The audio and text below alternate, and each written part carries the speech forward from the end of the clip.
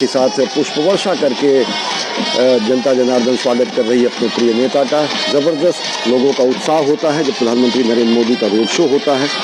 और सबसे बड़ी बात यह है कि लगातार दक्षिण के दौरे पर प्रधानमंत्री नरेंद्र मोदी रहे हैं। अगर देखें तो पिछले 100 दिनों में 7वीं बार तमिलनाडु पहुंचे हैं। दक्षिण पर विशेष फोकस है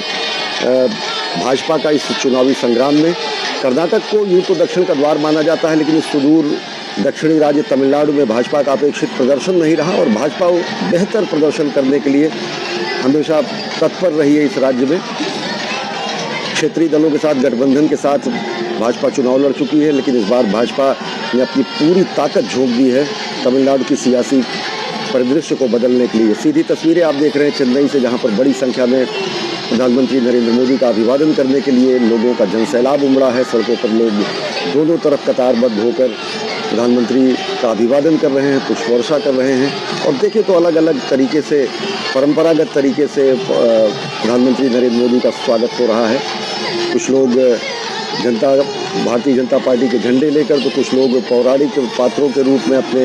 को सज धज कर वहाँ पर पहुँचे हैं। तो ये विशेष आकर्षण देखने को मिलता है प्रधानमंत्री नरेंद्र मोदी के रोड शो में। छोटे छोटे बच्चों को लेकर माताएं बहनें पहुँचती हैं और एक अलहदा अंदाज, एक अलग विशिष्ट आकर्षण प्रधानमंत्री के व्यक्तित्व का लोगों को खींच लेके आता है। किसी भी राजनीतिक दल से संबद्ध हो लोग, लेकिन रोड शो की जब बात होती है तो बड़ी संख्या में जनता जनार्दन पहुंचती है अपने प्रिय नेता की एक झलक देखने के लिए। परंपरागत तरीके से स्वागत किया जा रहा है, पुष्प वर्षा करके स्वागत कर रही है जनता जनार्दन। मौजूदा वहाँ के लोग, हमारे संवाददाता ऋषि कुमार हमारे साथ जुड़े हैं। ऋषि, हम देख रहे हैं तस्वीरें, लोगों का उत्साह देख रहे हैं, प्रधानमंत्री का देख रहे हैं कि किस तरीके से अभिवादन कर रहे हैं जनता जनार्दन का अपने विशिष्ट अंदाज में। पुष्प वर्षा के साथ साथ क्या कुछ, कितना लंबा ये रोड शो और क्या कुछ रोड के अपने वो हैं, मतलब जो रूट होगा वो क्या कुछ है। और हम देख रहे हैं कि उत्साह खुद बयां करते हैं इन दृश्यों में। ऋषि,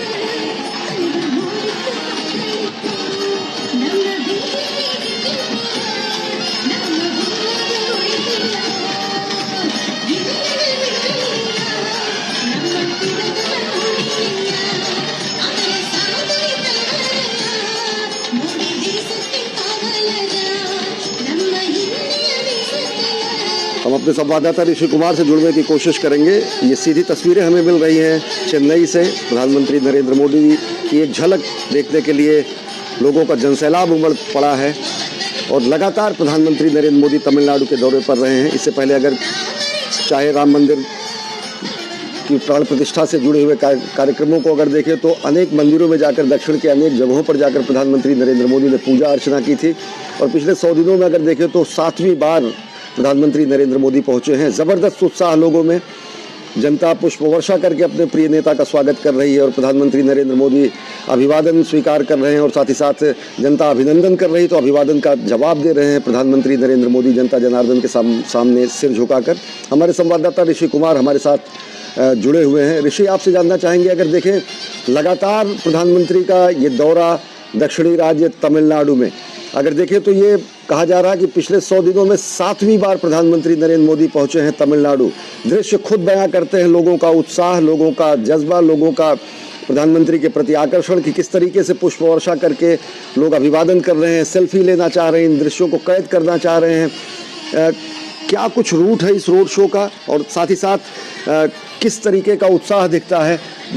जनता के बीच में? ऋषि, देखिए सुनी, पौंटी बाजार, टी नगर, चेन्नई का ये इलाका है जहां पर प्रधानमंत्री नरेंद्र मोदी इस समय जनता से सीधे संवाद कर रहे हैं उस माध्यम से जिसमें कि वो रोड शो के जरिए अभिवादन कर रहे हैं। जनता यहाँ पर उनका अभिवादन करने के लिए यहाँ पर एकत्रित हुई है। और हम जानते हैं कि चेन्नई की जो संस्कृति है, जो तमिलनाडु की जो संस्कृति है, उसको उन्होंने सीधे जोड़ा है। और पिछले अगर हम उनके यात्राओं के दौरान देखें, खासतौर से तमिलनाडु की यात्राओं के दौरान उन्होंने इस बात को रेखांकित किया है कि जो भारत की जो सांस्कृतिक सौहार्द है और काशी और तमिल का जो संगम है, उसको यहाँ पर विस्तार करते हुए दिखाई दे रहे हैं प्रधानमंत्री नरेंद्र मोदी। और इस पूरे के पूरे रोड शो को अगर हम देखें तो यहाँ पर तमाम जो कलाकार हैं अपने गीत, संगीत और नृत्य के माध्यम से यहाँ पर उनके स्वागत में एकत्रित हुए हैं। हमने देखा है यहाँ पर स्वतः स्फूर्त ऐसे भी लोग थे कि जो यहाँ पर एकत्रित हुए और उनके अभिवादन के लिए, उनकी एक झलक पाने के लिए यहाँ पर मौजूद रहे। और इसमें हमने तमाम दिव्यांगजनों को भी देखा, वो यहाँ पर आए हुए हैं और प्रधानमंत्री की झलक पाने के लिए, उनका अभिवादन करने के लिए। और जो एक शैली है प्रधानमंत्री की कि रोड शो के माध्यम से वो सीधे संवाद करते हैं, अपनी जिसे कहते हैं बॉडी लैंग्वेज के माध्यम से वो लोगों से जुड़ते हैं। और जैसे कि हम देख पा रहे हैं कि पुष्प वर्षा के माध्यम से और तमाम जो लोग हैं उनमें एक असीम उत्साह दिखाई दे रहा है इस महीने में। जबकि प्रधानमंत्री जब भी जनता के साथ मुखातिब होते हैं तो एक दोनों के बीच में, प्रधानमंत्री और जनता के बीच में एक सामंजस्य और एक जिसे कहते हैं तारतम्य बनता हुआ भी दिखता है। यहाँ पर हमने तमाम लोगों से बात की तो उन्होंने यही बताया कि जो इस समय माहौल है और इस माहौल में वो प्रधानमंत्री को देखने के लिए और उनका उत्साहवर्धन करने के लिए यहाँ पर एकत्रित हुए। जी ऋषि, अगर देखें चुनावी मौसम चल रहा है, जिस तरीके से आपने जिक्र किया काशी तमिल संगमम का, सोमनाथ तमिल संगमम का, इन सब का आयोजन पिछले 2 वर्षों से हम देख रहे हैं, कई वर्षों से देख रहे हैं। राजनीतिक परिणाम या जनादेश, इससे इतर भी एक बात हम और यहाँ पर चर्चा करना चाहेंगे कि जो कहीं ना कहीं एक उत्तर और दक्षिण की संस्कृतियों में विलगाव की बात कही जाती थी। संस्कृति तो हमारी एक ही है, लेकिन उसको व्याख्यायित या परिभाषित करने की कोशिश की जाती थी कि 2 संस्कृतियां हैं। सच्चाई तो यह सनातन संस्कृति आद्योपांत हिमालय से लेकर धनुषकोटि तक है। तो किस तरीके से जो सामाजिक सामंजस्य या जिस तरीके से हमारी जो परंपराएं हैं, उत्तर दक्षिण की 2 परंपराओं में जो हल्की फुल्की खाई भी थी, जो चाहे वो वैचारिक हो, चाहे वो सामाजिक हो, चाहे वो परंपरागत हो, वो भी पटी है अगर आप देखें तो पिछले वर्षों में, पिछले दशक में। बिल्कुल, देखिए अगर हम इस बात को रेखांकित करें कि इस दौरान जो खासतौर से प्रधानमंत्री मोदी ने कोशिश की है और इसको हम सफल होते हुए भी देख रहे हैं कि जो जैसे कि आपने कहा कि एक कोशिश होती थी राजनीतिक स्तर पर, जबकि सांस्कृतिक और जो भारतीय स्तर पर इसको हमने कभी नहीं देखा है। अगर हमने देखा है कि भारत की सीमाओं पर अगर कोई नॉर्थ का है, अगर कोई पंजाबी है, सिख है, जट है, तो मराठी भी मैदान में रहा है। तो इस पूरे के पूरे माहौल को हमने हमेशा से देखा है। लेकिन सियासी रूप में अगर किसी ने इसको जोड़ने की कोशिश की है तो प्रधानमंत्री नरेंद्र मोदी ने कोशिश की है। और इस कोशिश में उन्होंने इस बात को जनता के सामने रखा कि हम सब एक हैं और हमारी जो सांस्कृतिक और जो राजनीतिक पहलू है अगर उसको भी देखें तो वो सब एक हैं। और इसी वजह से काशी समागम के माध्यम से जो उत्तर दक्षिण का जो मेल है उसको यहाँ पर कराया गया। एक और आपको मैं घटनाक्रम बताना चाहूँगा जिसमें कि जो तमिलनाडु का एक प्रतीक है सेंगोल, उस सेंगोल को तमिल संस्कृति के से लेकर उन्होंने पूरे जो संसद में जब उसको पहुंचाया तो वो एक ऐसा लम्हा था जिसमें हर तमिल ने इस बात को अपना गर्व महसूस किया कि उन सब चीज़ों को आज एक ऐसे माहौल में रखा जा रहा है जिसमें कोई भी अलग नहीं है, सब मिलजुल कर आगे बढ़ते हुए दिखाई देते हैं। और ये विकसित भारत के लिए जो संकल्पनाएं स्थापित की जा रही हैं उन संकल्पनाओं में इस तरीके के जो कार्यक्रम होते हैं, जो घटनाक्रम होते हैं, वो बेहद महत्वपूर्ण होते हैं। और हम इन प्रतीकों के माध्यम से एक दूसरे के साथ जुड़ते हैं और यही जुड़ाव को स्थापित करने के लिए आज ये रोड शो दिखाई दे रहा है। जी राजनीतिक तौर से अगर देखें ऋषि तो क्या कहेंगे कि कर्नाटक को दक्षिण का द्वार कहा जाता था। कर्नाटक में बीजेपी लगातार सरकार बनाने में भी अलग अलग अंतराल में वो कामयाब भी रही, लेकिन तमिलनाडु में वो अपेक्षित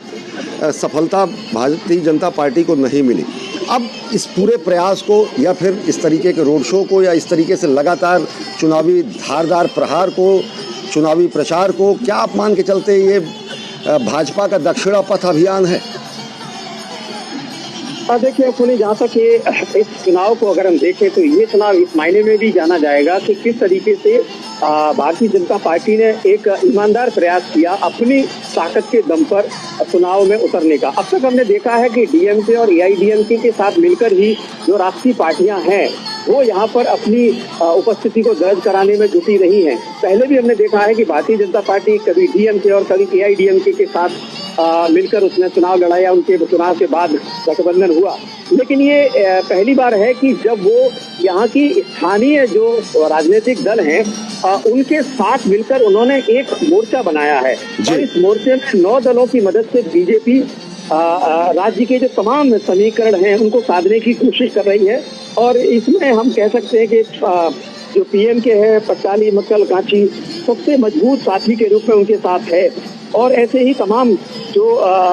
घटक हैं जिनको की लेकर बीजेपी आगे बढ़ रही है। अब बीजेपी को अगर इस मायने में सफलता मिलती है, जो कि कोशिश कर रही है लगातार, और उन्होंने इन चुनावों के दौरान कोशिश यही है कि या तो अपने साथियों के साथ जहां वो जीतने की स्थिति में उनको मजबूत किया जाए, और अपने सिंबल पर भी तमाम साथियों को उन्होंने चुनाव में लड़ाया है। तो ये जो पुरजोर कोशिश है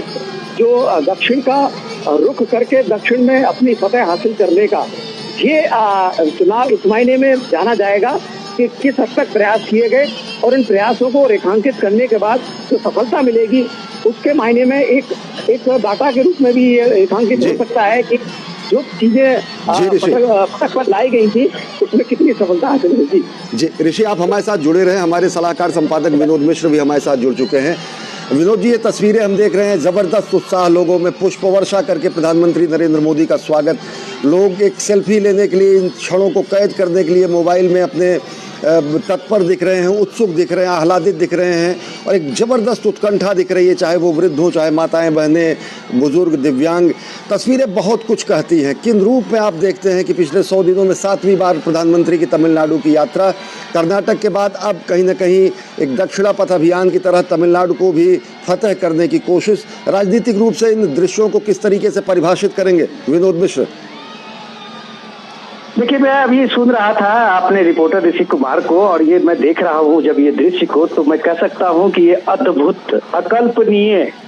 कि ये अब तक जो डिस्कोर्स था कम से कम उत्तर और दक्षिण को लेके, आज वो मुझे लगता है कि जो संपूर्ण भारत की बात जब आप कहते थे, अभी आपने अपनी चर्चा में कही है, तो मुझे लगता है कि सारी खाई जो है वो पट्टी नजर आई है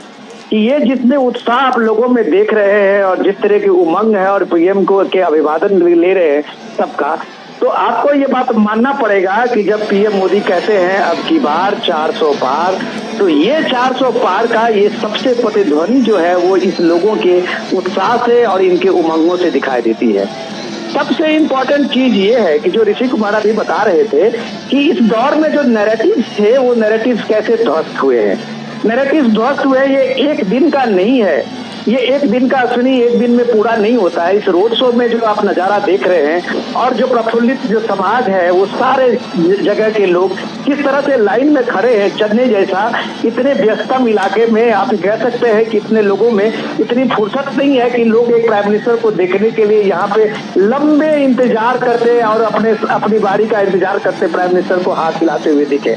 लेकिन ये जो खाई पटी है, इसके पीछे काशी तमिल समागम की बहुत ही महत्वपूर्ण भूमिका रही है। ये जो खाई पटी है वो पार्लियामेंट में इतने वर्षों के बाद तमिल संस्कृति का जो ध्वजवाहक सिंबल है उसकी स्थापना है। ये खाई जो पटी है वो यूनाइटेड नेशन में जब प्राइम मिनिस्टर कहते थे कि दुनिया की कोई भी अगर प्राचीन भाषा है तो ये हमारी तमिल भाषा है। ये तमिल संगम का जो एक पुराना हमारा इतिहास रहा है, भारत की पुरानी परंपरा और संस्कृति रही है, उसको पुनर्स्थापित किया है। तो ये लोगों में, ये जो लोगों को बताया जाता था, लोगों को जो समझाया जाता था द्रविड़ के उस आंदोलन के बाद और उस नैरेटिव के बाद, वो लोगों को यथार्थ पता चला है, जिस बात को पीएम ने करके दिखाया है। पीएम ने करके दिखाया है कि उत्तर से दक्षिण तक भारत एक है, भारत की सार्वभौमिकता एक है, भारत की संस्कृति एक है। तो उसकी आप प्रतिध्वनि देख रहे थे। दूसरी बात जो ऋषि कुमार कह रहे थे, जो 9 पार्टियों का, वो कितना चेंज आने वाला है, शायद 4 जून के बाद लोगों को पता चलेगा कि ये सच में चौंकाने वाला है, जिसको पीएम अपने एड्रेस में बार बार नवरत्ना की बात करते थे। ये नवरत्ना आपको मैं यकीन दिलाता हूँ अश्विनी कि ये यूपी का इफेक्ट लाने वाला है। अपने अपने क्षेत्र के जो समूह हैं वो अपने अपने लीडर, अपने अपने इलाके में वो महत्वपूर्ण लीडर है, उनकी अपनी एक भूमिका है। बीजेपी ने पहली बार उन सारे लोगों के साथ में, सारे टीम के साथ में एक अलायंस किया है और एक पावरफुल फोर्स बना है। कन्याकुमारी से लेके और चेन्नई से लेके और सारी जगह पे आप देखिए कि बीजेपी के जितने कैंडिडेट खड़े हैं उसके साथ में वो सारे फोर्स भी लगे हुए हैं। दूसरा जो सबसे इम्पोर्टेंट है, जो पीएम के साथ आप अन्ना मलाई देखते हैं कि पीएम ने अपने कार्यकर्ता पे, अपने कैडर पे, अपने अध्यक्ष पे कितना भरोसा किया है कि जिस दिन एआईडीएमके ने शिकायत की थी कि आपका बीजेपी के साथ हम अलायंस तोड़ लेंगे जब तक कि आप अन्ना मलाई को नहीं हटाते हैं,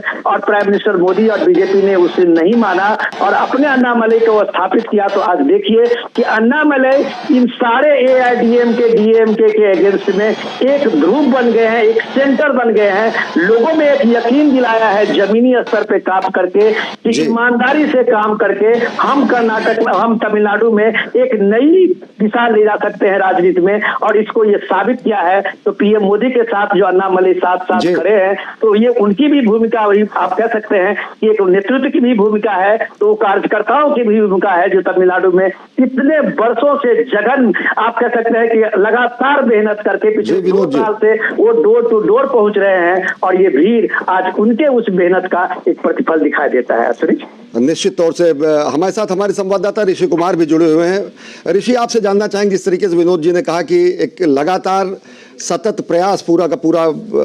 भाजपा का रहा लगातार इस दक्षिणी राज्य में, हम जो तस्वीरें देख रहे हैं वो निश्चित तौर से सभी राजनीतिक दलों के लिए विशिष्ट इस मायने में भी होंगी कि किस तरीके से राजनीतिक रूप से अनुर्वर धरती पर भी एक सतत मेहनत करने के बाद आज भाजपा एक अपनी जबरदस्त जनसमर्थन की फसल दिखा रही है पूरी दुनिया को, पूरे देश को, दूसरे राजनीतिक दलों को। ऋषि, आपसे जानना चाहेंगे कि अब अगर आप देखें तो किस रूप में इस चुनाव को देखते हैं? आपने कहा कि बेहद अहम होगा ये चुनाव, सामाजिक सांस्कृतिक दृष्टिकोण से तो विनोद जी ने इसे व्याख्यायित किया ही, राजनीतिक रूप से इसके बड़े प्रतिध्वनि सुनाई देंगे जो भी आएंगे, क्योंकि ये चुनाव ऐसे समय में हो रहा है जब एआईएडीएमके से भाजपा का गठबंधन नहीं है। ये चुनाव ऐसे समय में हो रहा है जब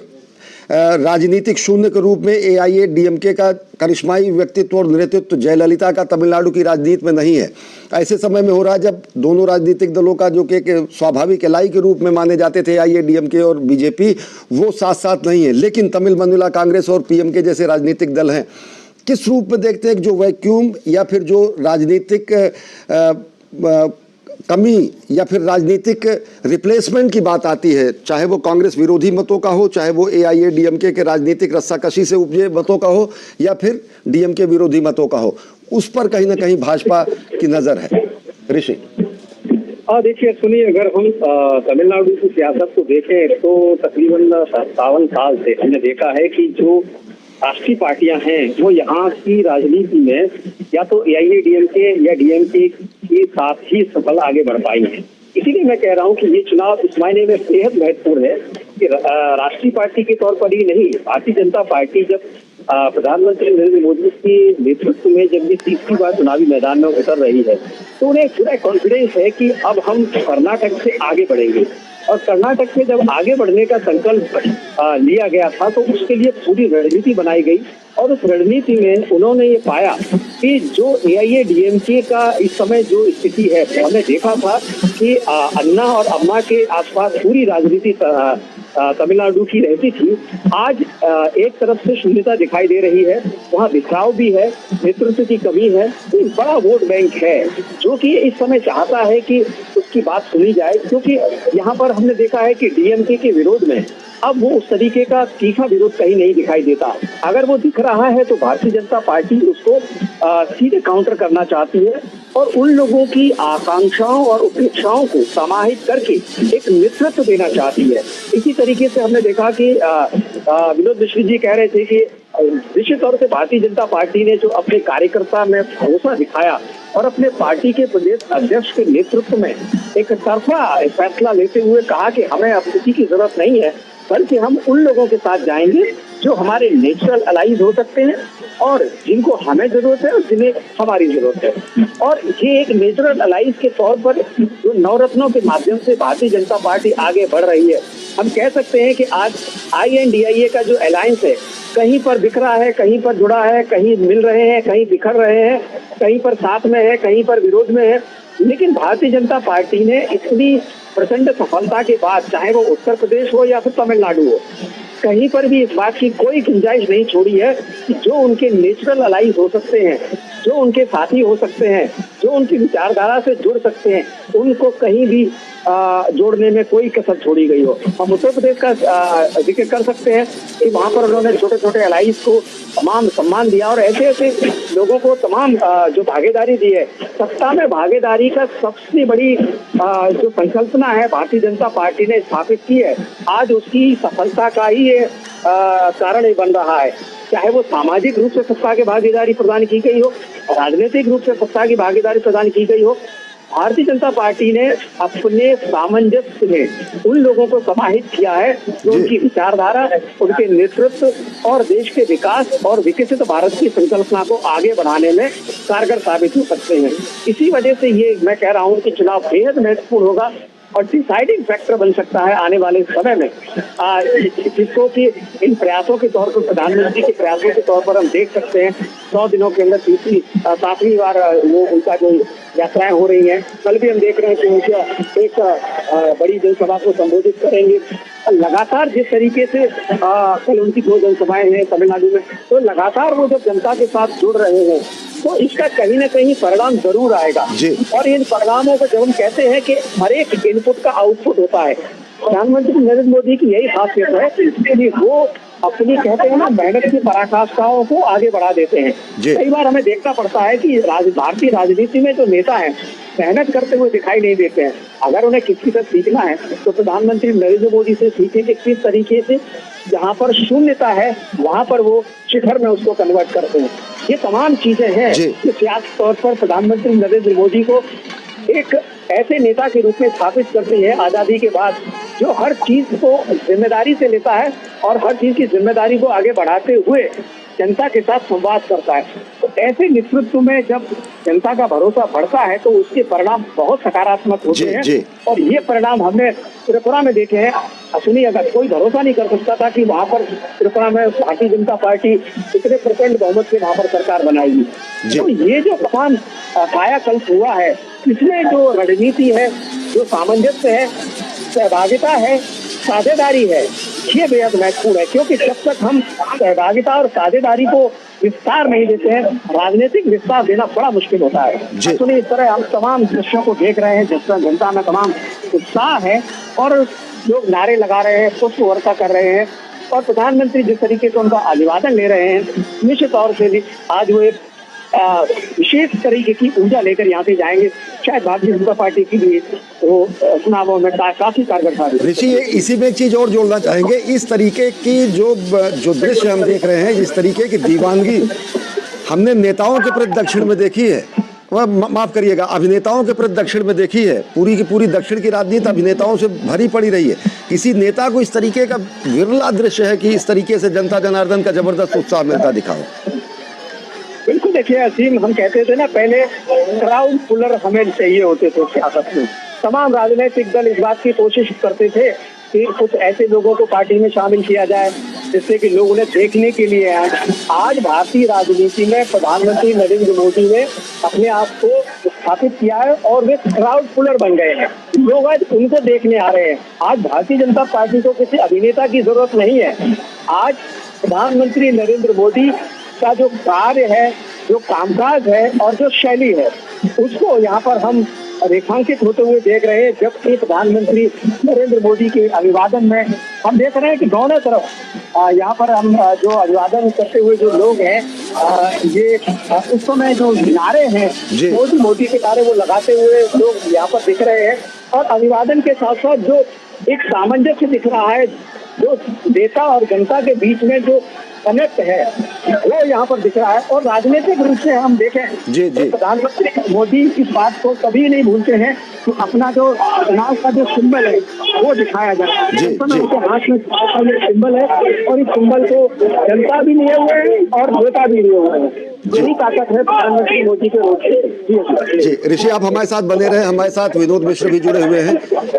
विनोद जी, तस्वीरें किसी राजनीतिक दल की नींद उड़ा देने के लिए पर्याप्त है, विपक्षी राजनीतिक दलों की, क्योंकि जिस तरीके से दक्षिण की राजनीति कहीं ना कहीं क्षेत्रीय छत्रपों और क्षेत्रीय दलों पर ही समाहित थी। राष्ट्रीय स्तर के जो राजनीतिक दल थे उनकी वहां पर उतनी पैठ नहीं थी, पहली बार दिख रहा है।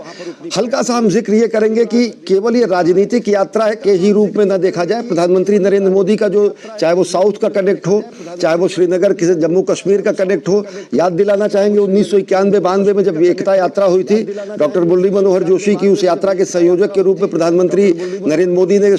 तमिलनाडु कन्याकुमारी से श्रीनगर की पूरी यात्रा की। ये पूरा 30, 33, 34 वर्षों का जो पूरा का पूरा तप और तपस्या है वो कहीं ना कहीं भी एक बार फलीभूत होती दिखती है तब, जबकि अब राजनीतिक रूप से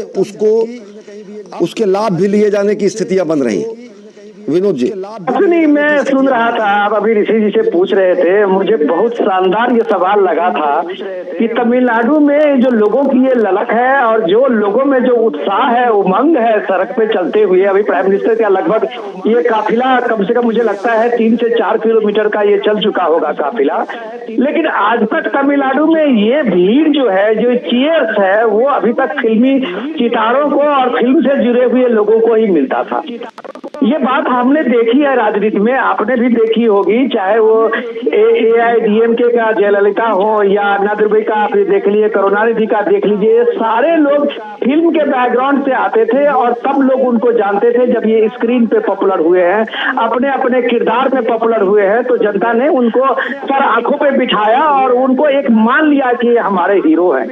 लेकिन राजनीतिक शख्सियत के रूप में आज अगर ये देश देख रहा है उस तमिलनाडु के चेन्नई से, अगर वो देश देख रहा है कि एक नेता के लिए भी लोगों में ये जिज्ञासा है, एक नेता के लिए भी लोगों में वो भावना है जो उसको चीयर्स करने के लिए अपने घरों से बाहर निकल के घंटों का इंतजार कर रहे हैं, तो आप मान सकते हैं कि डिस्कोर्स पीएम मोदी ने तो बदला है। जो रियल लाइफ और रियल लाइफ की बात आप जब करते हैं तो प्राइम मिनिस्टर मोदी ने अपने रियल लाइफ में जो एक हीरो बन के दिखाया अपने संघर्ष पथ के 50 साल का, वो मुझे लगता है कि जनता उन्हें मानती है इस बात को कि पीएम मोदी ने डेफिनेटली इस देश के लिए और इस देश के संघर्ष में अपने को स्थापित किया है। तो डेफिनेटली आप कह सकते हैं इस देश के जनमानस के वो हीरो है। तो चेन्नई में इस भीड़ को देख के जब एक बात और मुझे याद आती है, आपने बहुत शानदार सवाल किया था कि लोग वहाँ रेसिप्रोकेट करते हैं, नेता हो या अभिनेता, लोग खुल के आते हैं। अब मैं हैरानी नहीं होगी, और पार्टियों की रैली निकल रही है और पार्टियों के रोड शो हो रहे हैं, लोग आते हैं, लोग उसके भीड़ में जुटते हैं, लेकिन ये जो उत्साह है, ये जो उमंग है, ये जो फूल बरसाते हुए सड़क के दोनों किनारे आप देख रहे हैं, ये शायद कम ही लोगों ने देखा होगा। हमने तो शायद पहली बार देखा है इस दौर में। ये सब अद्भुत इसलिए भी हो रहा है, जब आपको मैंने बताया ना कि जब आप उस नैरेटिव को खत्म करते हैं, जब आप इस नैरेटिव को खत्म करते हैं। अभी 5 राज्यों के चुनाव हुए थे, अश्विनी आपको याद होगा कि जैसे ही चुनाव में कांग्रेस पार्टी की बुरी तरह से हार हुई थी, तो एक डिस्कोर्स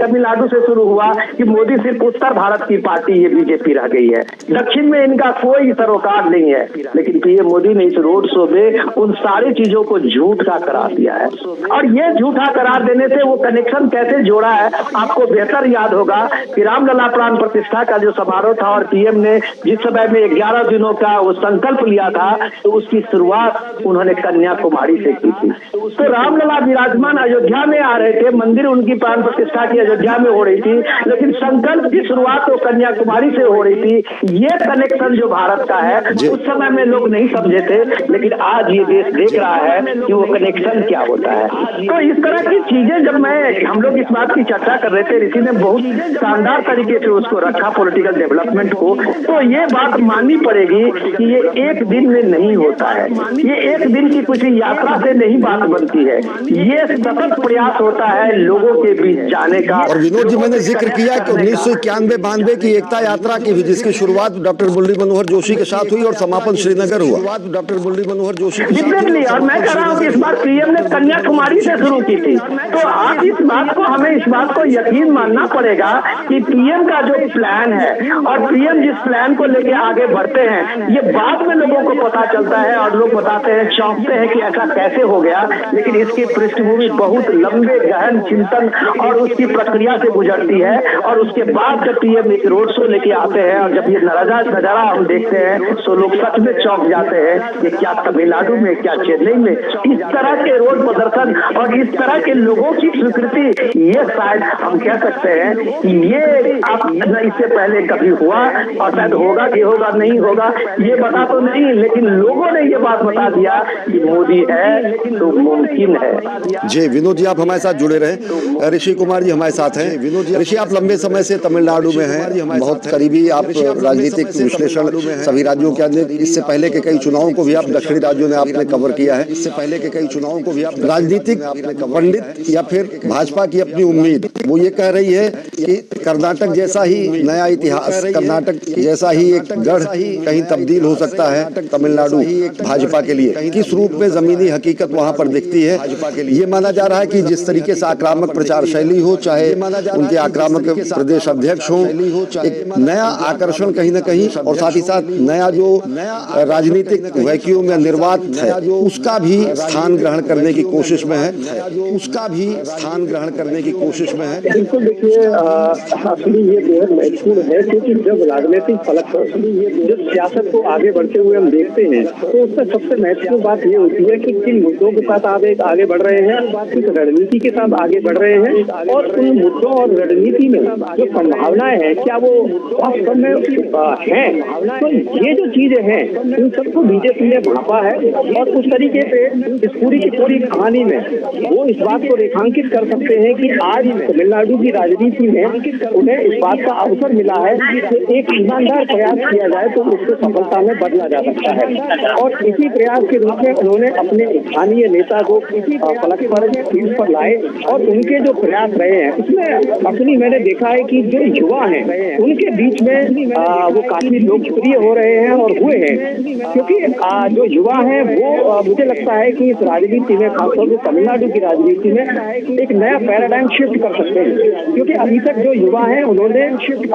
दो ही तरीके की राजनीति देखी है, डीएमके और एआईडीएमके।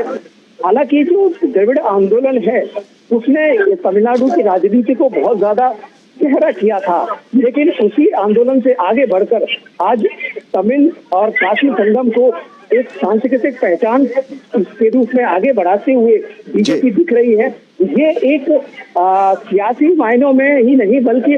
देश के सामाजिक और सांस्कृतिक पहलुओं को भी एक नया पैराडाइम शिफ्ट दे सकता है, क्योंकि इससे हम ये स्थापित करने में सफल हो सकते हैं कि किस तरीके से बीजेपी ने प्रयास किए, उसकी क्या क्या संभावनाएं थी और उन संभावनाओं को किस तरीके से ईमानदारी से उसका प्रयास किया गया। मैं इस शब्द का प्रयोग कर रहा हूं कि ईमानदारी प्रयास इसलिए है क्योंकि भारतीय जनता पार्टी ने अपने जो अध्ययन के बाद और विश्लेषण के बाद ये पाया कि उन्हें क्या क्या संभावनाएं इसलिए जिनको कि वो जोड़कर आगे बढ़ सकते हैं और वो नवरत्नों का जो संकल्प है और जो संकल्पना है वो बताती है कि वो किस तरीके से एक विशेष जानकारी के आधार पर, डाटा के आधार पर इन चीजों को तय कर रहे हैं। जो उनके सहयोगी और साथी बन सकते हैं उन्हीं को जोड़कर आगे बढ़ना चाह रहे हैं। वो ऐसा नहीं है कि किसी राष्ट्रीय पार्टी के तौर पर आते हैं और अपना दमखम दिखाकर जीत को सुनिश्चित करना चाहते हैं। नहीं, वो यहाँ की स्थानीय संस्कृति और नेतृत्व को आगे लेकर उनके साथ मिलकर आगे बढ़ना चाहते हैं। ये बेहद महत्वपूर्ण पहलू है और इस वजह से मुझे लगता है कि जब भी बीजेपी को इसमें जो तो चुनावों के परिणाम के वक्त ही पता चलेगा, लेकिन जब सफलता मिलेगी तो उस समय इन सब चीजों का विश्लेषण किया जाएगा कि किस तरीके से जो प्रयास की गई तो उनका ये परिणाम हमें मिला। निश्चित तौर से ये चीजें जनादेश में आएंगी, लेकिन ये तस्वीरें अद्भुत हैं, विलक्षण हैं और विपक्षी राजनीतिक दलों के लिए कहीं ना कहीं राजनीतिक रूप से उन्हें सचेत करने के लिए भी है, रणनीतिक तौर से उन्हें जागृत करने के लिए भी है। जबरदस्त जनसैलाब उमड़ा है चेन्नई की सड़कों पर। प्रधानमंत्री नरेंद्र मोदी की एक झलक पाने के लिए हजारों की संख्या में सड़कों के दोनों किनारों पर युवा, महिलाएं, बच्चे, बुजुर्ग, दिव्यांग हर कोई पहुंचा है और प्रधानमंत्री नरेंद्र मोदी अभिवादन स्वीकार कर रहे हैं। जनता के अभिनंदन का वो अभिवादन स्वीकार कर रहे हैं, जनता जनार्दन का आशीर्वाद ग्रहण कर रहे हैं, नतमस्तक है जनता जनार्दन के सामने और साथ ही साथ भाजपा के चुनाव चिन्ह कमल को हाथ में थामे कहीं ना कहीं अपील भी कर रहे हैं इस लोकसभा के चुनावी समर में। भाजपा को और ज़्यादा जनाधार देने के लिए। हमारे साथ हमारे सलाहकार संपादक विनोद मिश्र जी भी जुड़े हुए हैं। विनोद जी, से पहले ऋषि जी ने जिस तरीके से बताया कि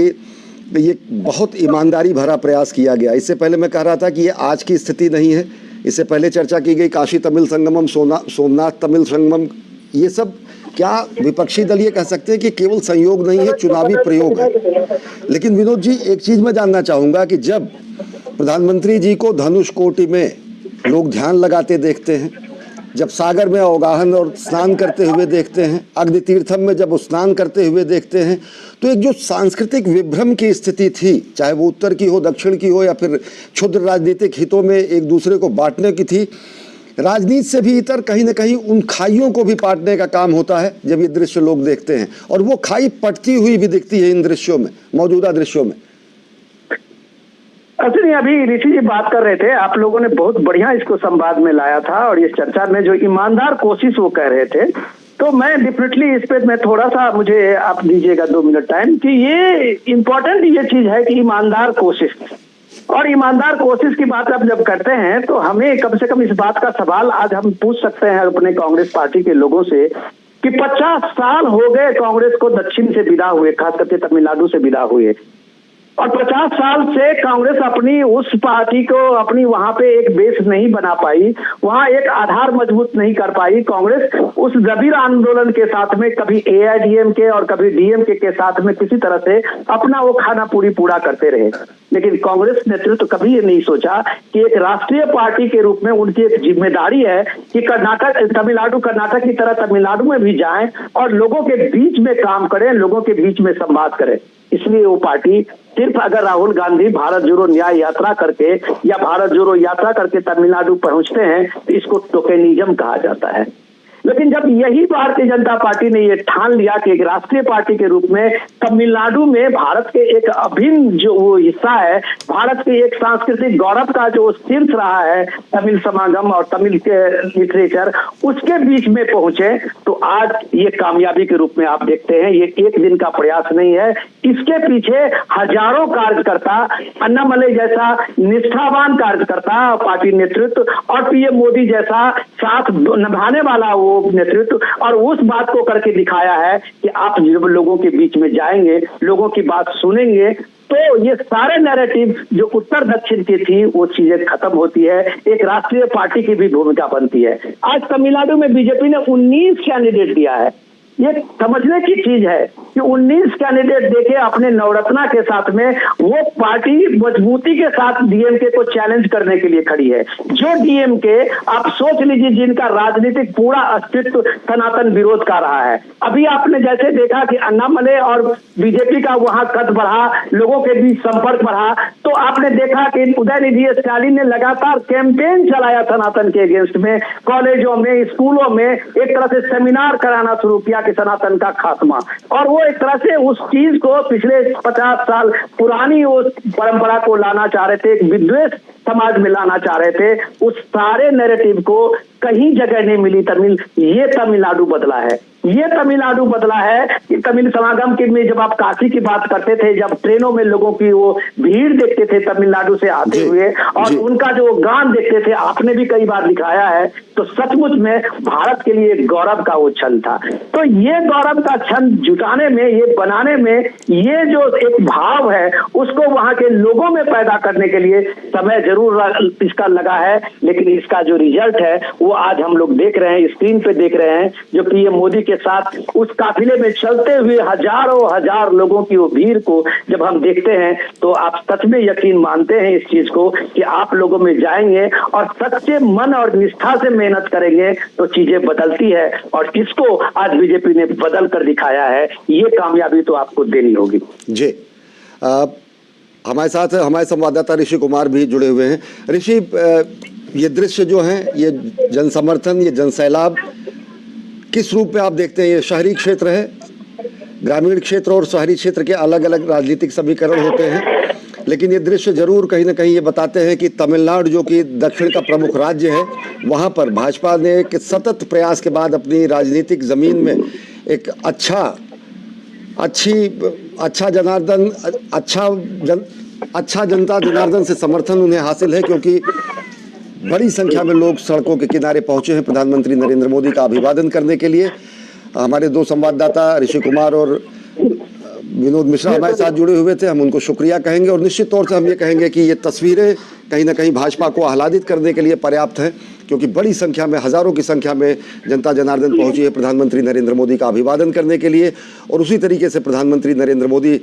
भाजपा का चुनाव चिन्ह हाथ में लिए हुए लोगों के सामने नतमस्तक होकर चुनावी संदेश भी दे रहे हैं, साथ ही साथ